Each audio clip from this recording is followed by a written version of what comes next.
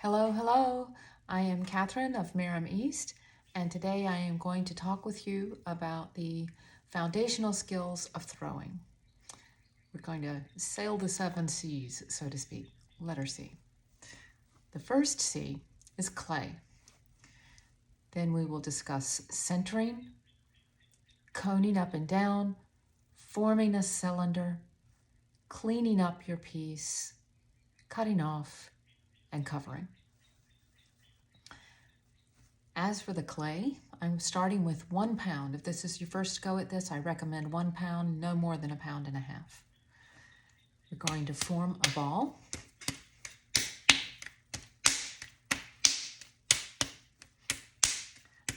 About the size of a small orange or a large tangerine.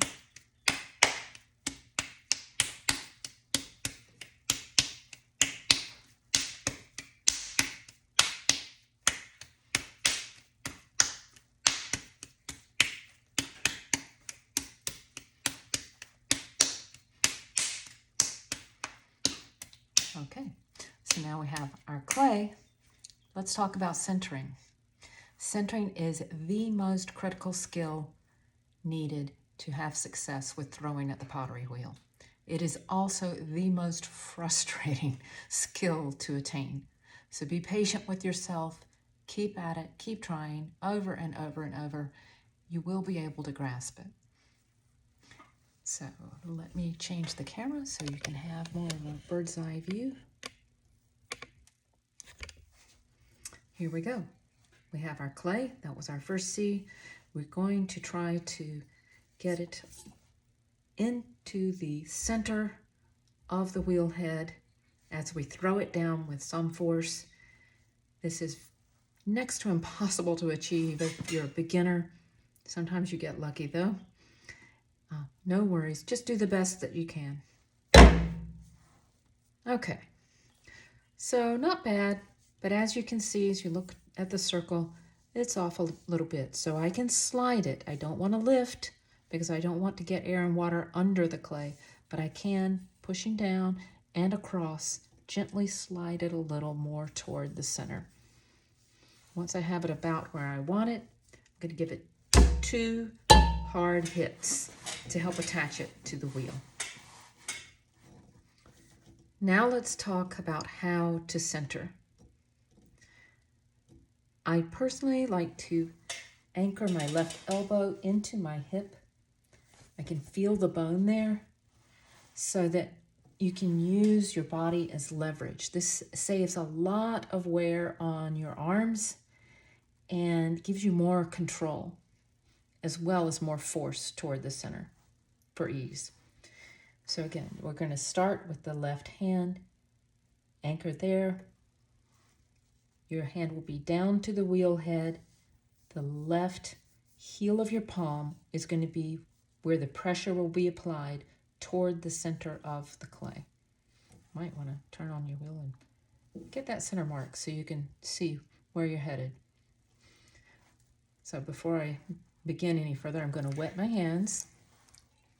Get this left hand in position. The right hand is going to come down on top so that this bone is actually going to be right at the center, and you're using this edge of your hand downward with equal force as you push in to force the clay to center. Okay, at medium to high speed, pushing down and inward. Want your hand all the way down to the wheel head.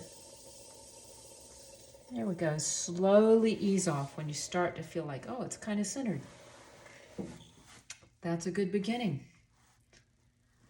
Let's see how that feels. We can check it to see if you're centered. Oh, you can see how that's kind of going off at a not quite dead center still. See how that's moving? That tells me I need to work on coning up and coning down to align the center particles of the clay as well, have more uniformity, and further center the piece.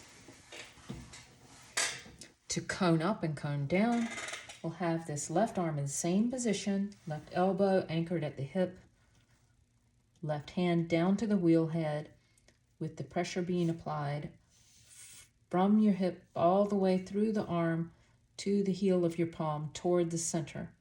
And the right hand, instead of coming down this time, we're going to have it on the outside at about a 90-degree angle. Right elbow is anchored on that leg, right leg. Right fingers cupped over the left. And we're going to have pressure applied from this side as well as the left hand. So the right and the left are applying equal pressure going downward and inward. And you can cap with your left thumb. Keep pushing downward and inward. Medium speed to form a cone. Sometimes you can carry upward just a little. There we go. There's our first cone. Wet each hand, wet the piece. To cone down, we go back to that very first position we used. Left hand still on that left side, left elbow anchored in the hip, left hand pressing down to the wheel head, right hand coming down and pushing downward and inward. This time, medium high speed. Maybe even full speed. As you start to feel the stillness, you hold it about 20 seconds, give it time.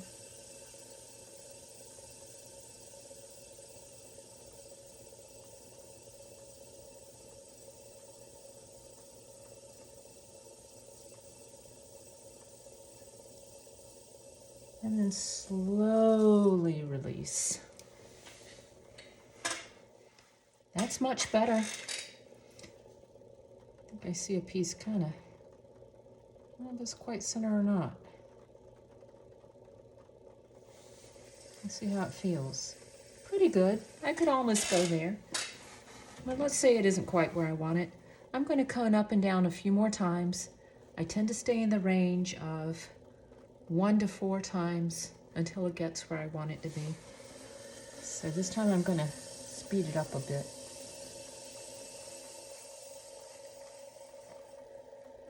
I can tell it feels a little more cooperative and a little easier to cone up to center that time. So I'm much closer to where I want to be.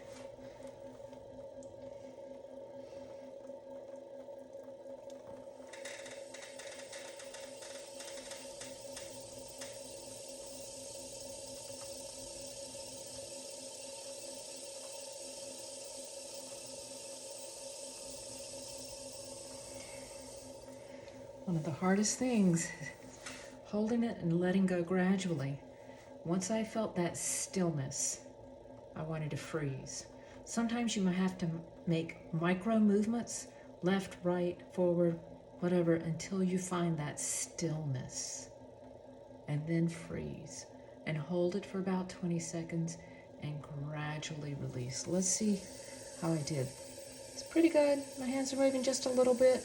So I'm going to cone up and down one more time. Hopefully one more time. We'll see.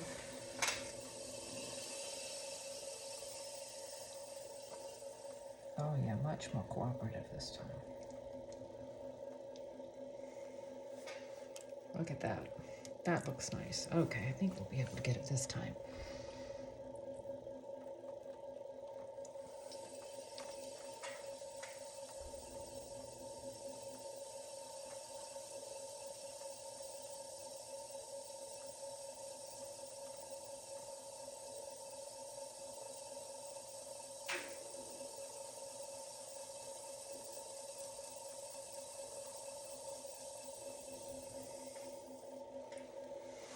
There we go.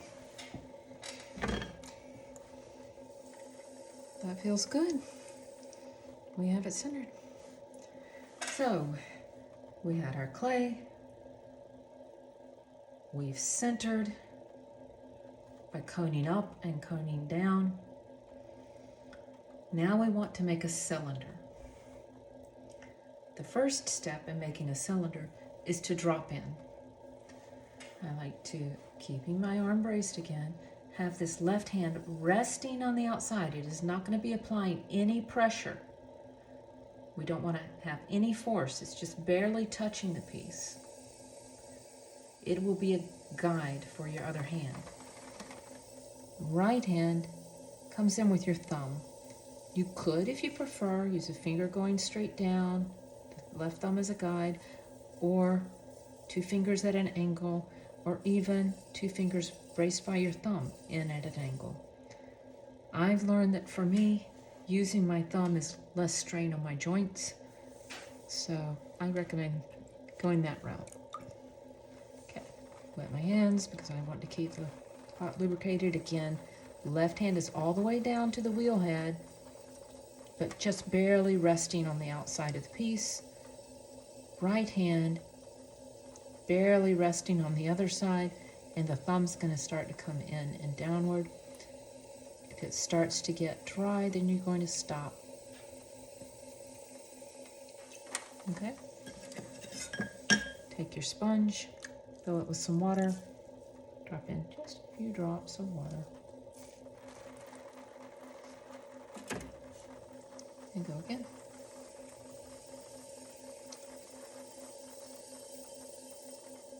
Gets dry, you'll add more water.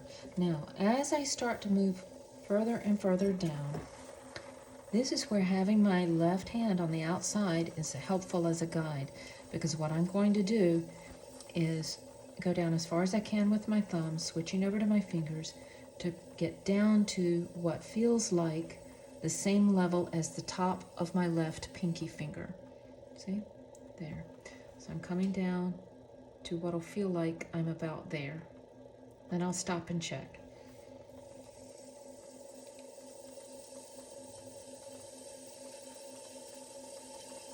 Okay, that feels kind of close.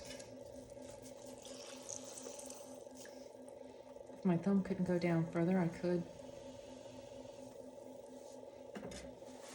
use my finger. Okay, so I've cleaned out the water, and I'm going to stop the wheel to check the depth of my base, the foot. I'm going to drop the needle all the way down to the wheel head, take my first finger down to the surface of the floor, hold it against the needle, and pull out. That's where I am. That's not bad. If I wanted to have a large amount of room for trimming, that could be good. Personally, I like to have it a little further up, down. So I'm going to open up just a little bit more. Okay, went down a little more.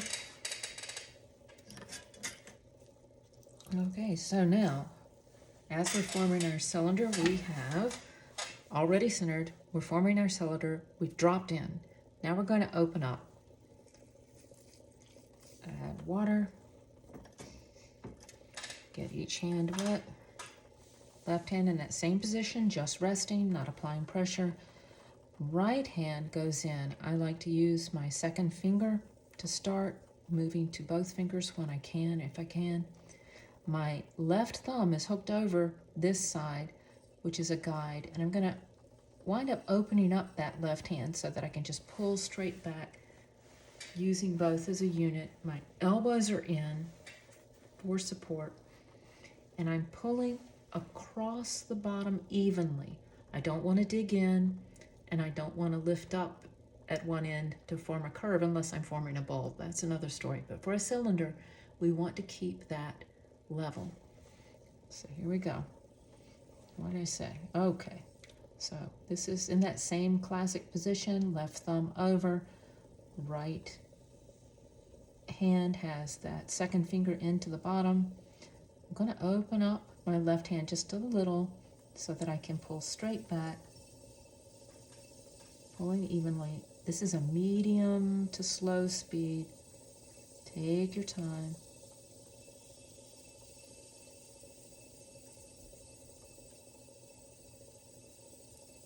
Once I start to sense that wall is getting beyond the base, then I want to stop. Might even want to curl under just a little.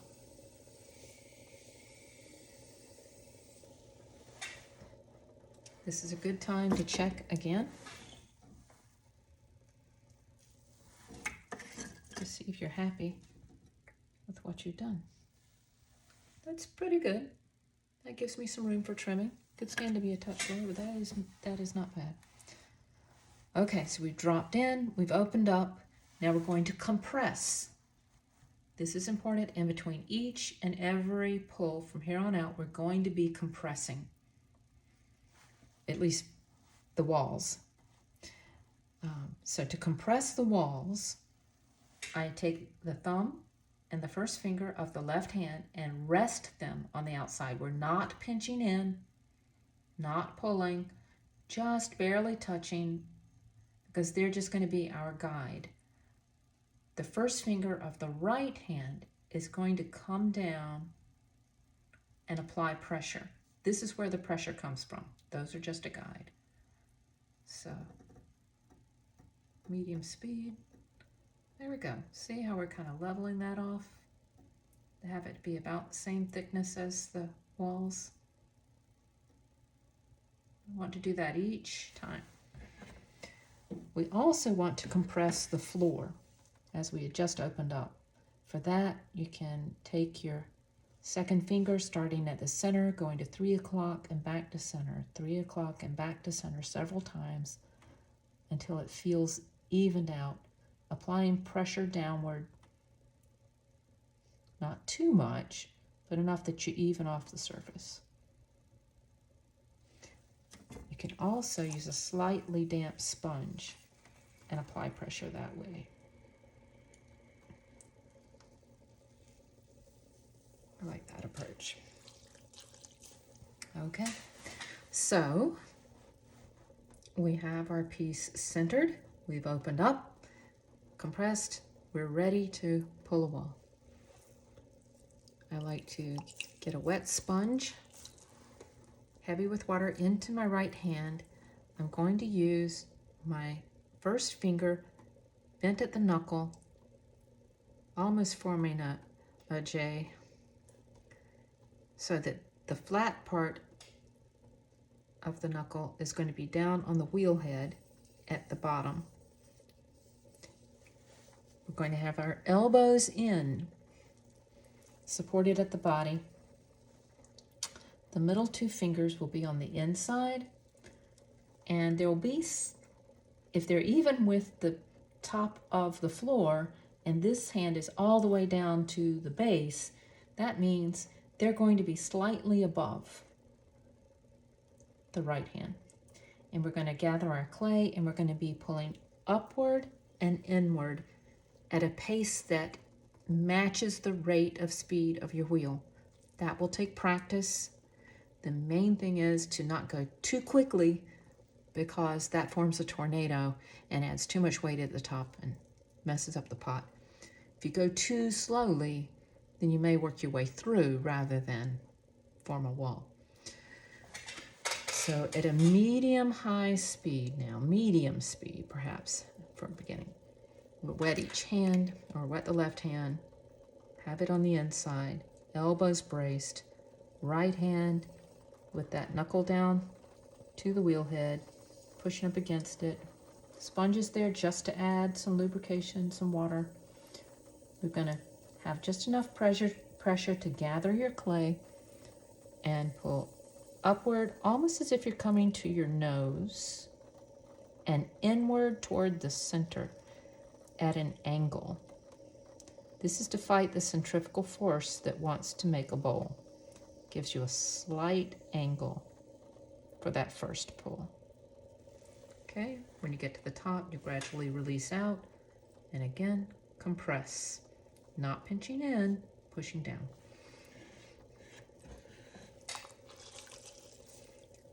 Also, between each pull, get the excess water off of the bottom of the pot, because that would weaken the floor of your piece. So that was our initial pull. We have a little bit of an angle coming in. Let's go again. This time we're going to be a little more aggressive with the amount of clay.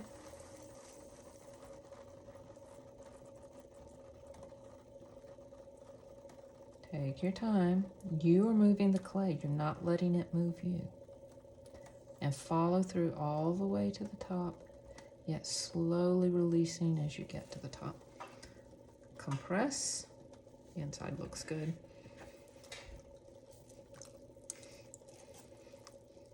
Wet that left hand, wet sponge in the right hand, wet the inside wall of the pot, and go again.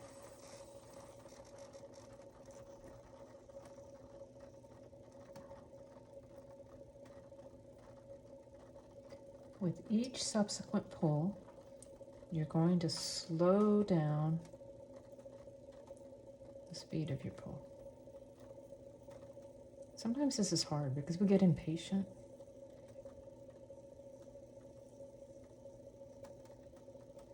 It's pretty important. Also, with each subsequent pull, we let it straighten up a little bit to have more straight walls.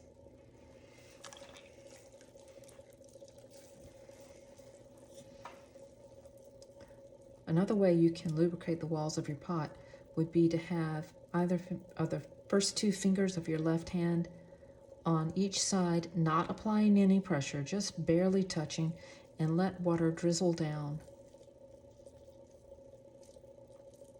to each side. It's always helpful to wet that left hand and have water in your sponge. Elbows in. Gather your clay by pushing in a little at the bottom, about a pea-size amount, and slowly, steadily pull upward. It's our third pull, so I'm going to make it a little more straight.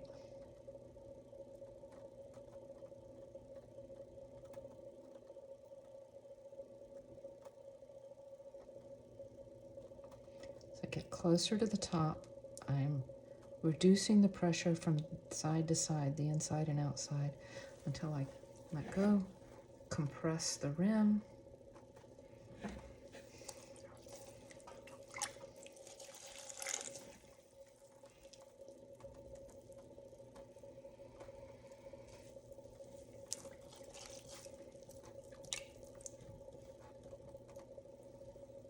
Okay, there we go.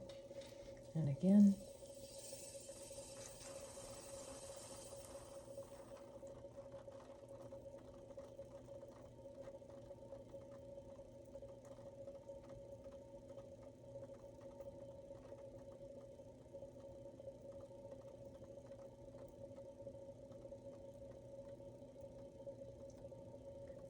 Each subsequent pull allows me to be a little more patient and a little more controlled so that I can form even walls.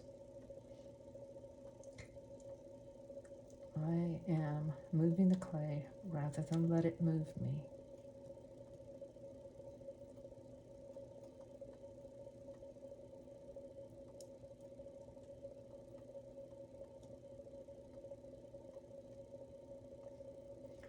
Also creating muscle memory, so that down the road you may be able to speed up this process. Compress the rim.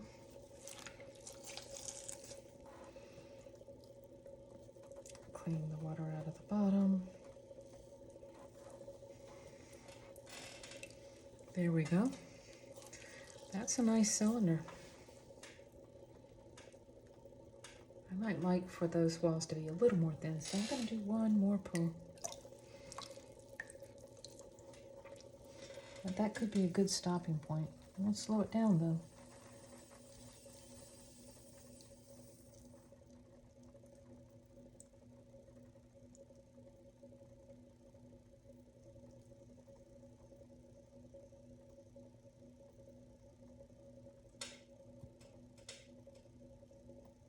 When you grab clay at the bottom, you can gain height.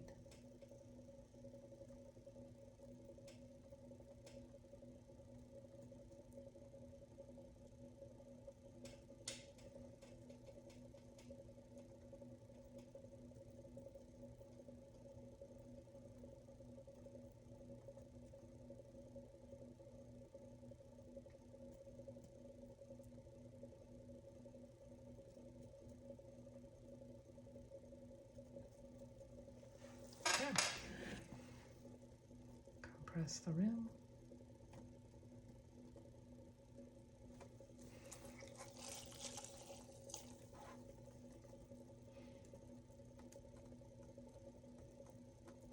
up the inside.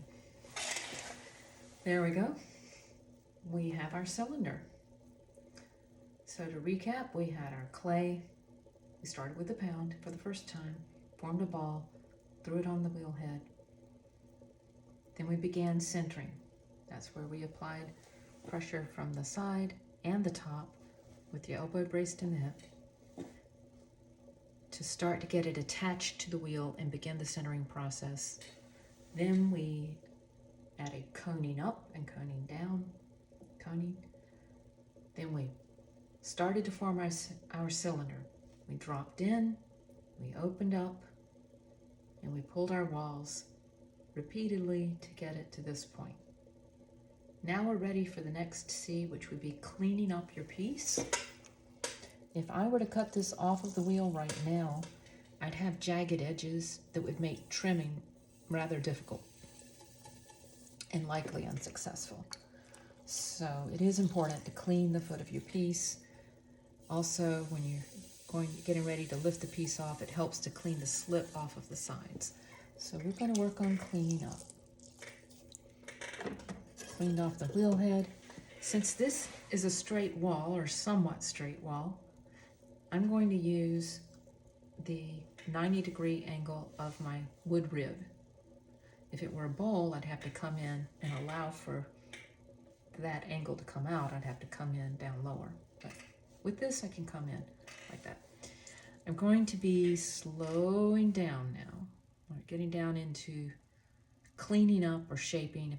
If I wanted to shape the piece, I would be applying pressure from the inside with my hand or at the rib while it was going at a very slow speed to add shape. Today, since we're talking about a cylinder, we're skipping that part. So I'm going to take my wood rib, have it all the way down to the wheel head. I'm coming in at about 4 o'clock to let it start to clean off that foot. Might want to do this repeatedly, a few times.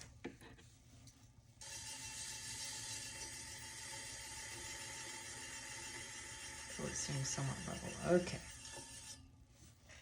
Now that I have that somewhat level with the side of the pot, I'm going to put it back in the same position. I'm going to put my left hand in so that the finger is matching like this. This finger is only providing support. I'm not applying any pressure.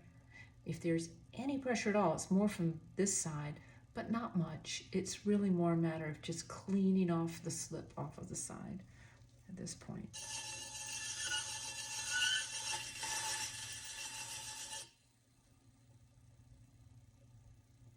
And I'm bringing both up as one unit.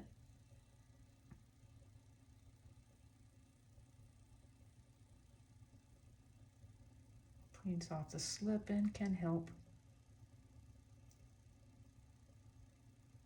straighten the wall a touch if needed.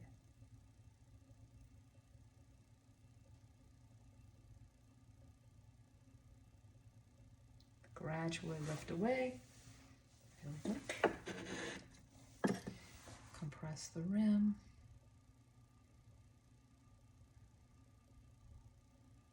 Sometimes that can take time. Just give it a little bit of time so it continues to level off and smooth.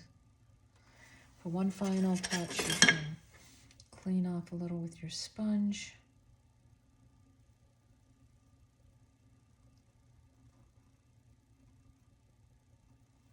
There we go. Another touch that I personally think is very nice is to form a shadow, to bevel under just a little. For that, you're going to hold your rib like this, with this coming in as low as you can get it, touching the wheel head. And you're going to go in about 1/4 of an inch under the piece, slowly. There we go.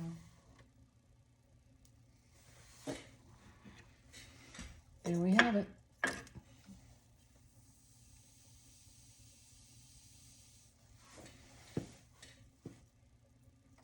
Now we've cleaned up our piece and it's ready to be cut off. Clean off your wheel head.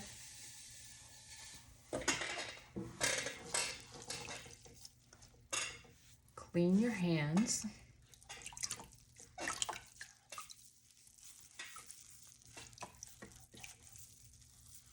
So that when you get ready to lift the piece off, you will not be adding slip to it.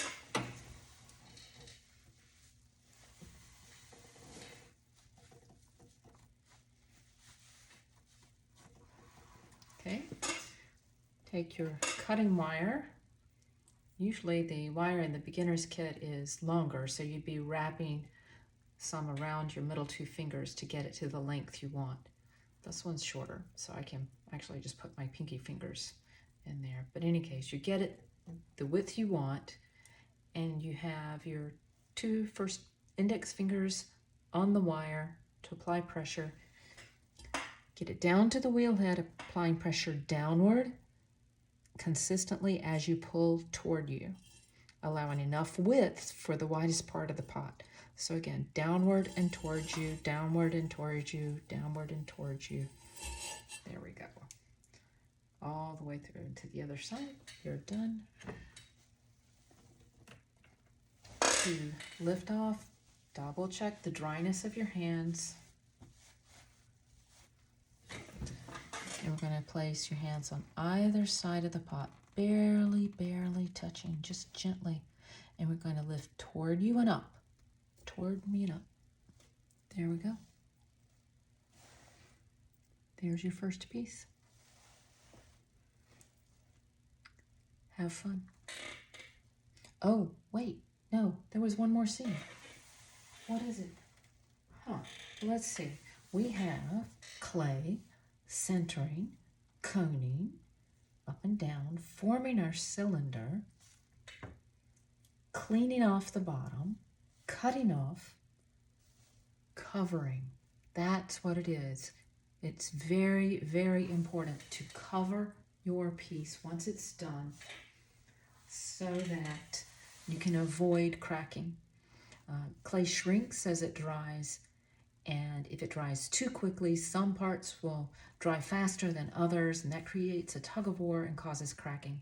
So be sure to cover it with a little bit of plastic once it's firmed up enough that you can do that without messing up your rim, or place it on a shelf that is covered in plastic, or a slow drying rack of some sort to allow it to dry slowly, at least for the first week or so. Keep checking it. Once it feels like it's at the leather hard stage, then you can start to let it air dry more and more until it's bone dry and ready to be fired.